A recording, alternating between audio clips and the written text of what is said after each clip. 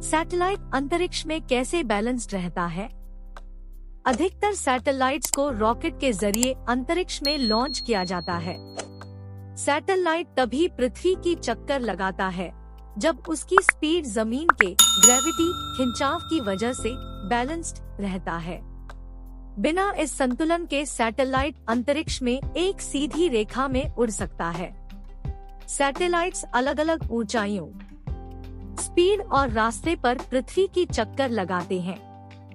मुख्य तौर पर सैटेलाइट्स इन 3 ऑर्बिट्स में परिक्रमा करते हैं, जो कुछ इस प्रकार है।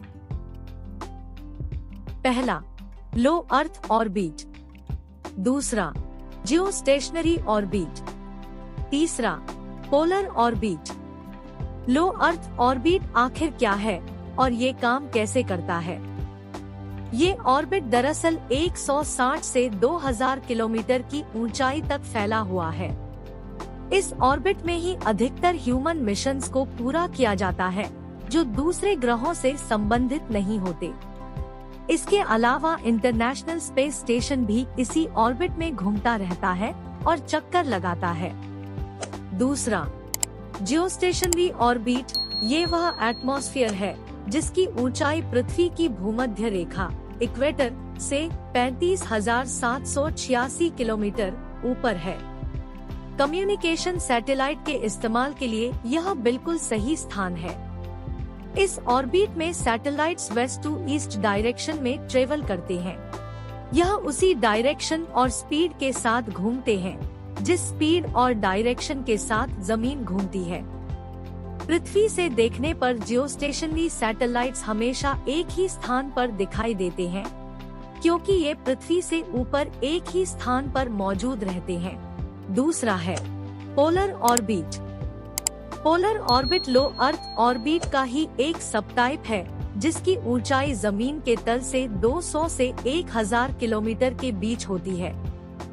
इस ऑर्बिट में सैटेलाइट्स ध्रुव से ध्रुव, pole to pole, north south direction में ट्रेवल करते हैं। एग्जाम्पल के लिए मौसम सैटेलाइट और सैनिक एक्सपेरिमेंट के लिए इस्तेमाल होने वाले सैटेलाइट। आर्टिफिशियल या मैन मेड सैटेलाइट्स कितने प्रकार के होते हैं? एक, एस्ट्रोनॉमिकल सैटेलाइट्स। ये वो सैटेलाइट्स हैं जिनका इस्तेमाल दूर स्थित ग्रहों, ब्रह्मांड और अन्य बाहरी अंतरिक्ष वस्तुओं के अध्ययन के लिए किया जाता है।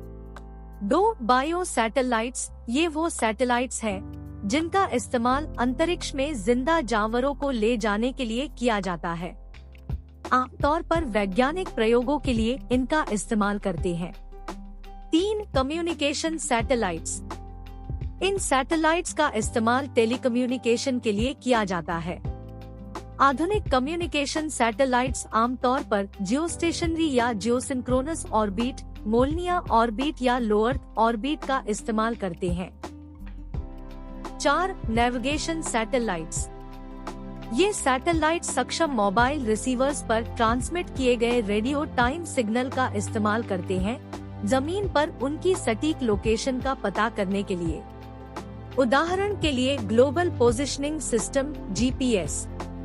5, वेदर सैटेलाइट्स। इनका इस्तेमाल पृथ्वी पर मौसम और जलवायु की निगरानी करने के लिए किया जाता है। 6, अर्थ ऑब्जर्वेशन सैटेलाइट्स। इनका इस्तेमाल मैप बनाने के लिए, पर्यावरण पर निगरानी रखने और मौसम विज्ञान से जुड़ी जानकारियां हासिल करने के लिए किया जाता है। 7, किलर सैटेलाइट्स। ये वो सैटेलाइट्स हैं जिनका इस्तेमाल दुश्मनों के हथियार, सैटेलाइट्स और अन्य अंतरिक्ष की प्रॉपर्टी तबाह करने के लिए किया जाता है। 8, क्रूज स्पेसक्राफ्ट। इन्हें स्पेसशिप्स भी कहा जाता है। ये बड़े सैटेलाइट्स होते हैं जो मानव को ऑर्बिट या इससे आगे छोड़ने और उन्हें वापस लाने में सक्षम होते हैं। इनमें प्रमुख लैंडिंग सुविधाएं मौजूद होती है और इनका इस्तेमाल ऑर्बिटल स्टेशन से आने जाने के लिए किया जाता है। 9, मिनी एचआई स्टेशन। ये सैटेलाइट्स आकार में छोटे और कम वजन वाले होते हैं। वजन के हिसाब से उन्हें 3 भागों में प्रोग्राम किया गया है। मिनी सैटेलाइट 500 से 1000 kg, माइक्रो सैटेलाइट 100 केजी से कम और नैनो सैटेलाइट 10 केजी से कम। 10 space based solar power satellites, ये वो सैटेलाइट्स हैं जिनका इस्तेमाल सूरज की रोशनी से एनर्जी लेने और उसे जमीन या दूसरे किसी जगह पर ट्रांसमिट करके इस्तेमाल करने के लिए किया जाता है। Thanks for watching video. Good day.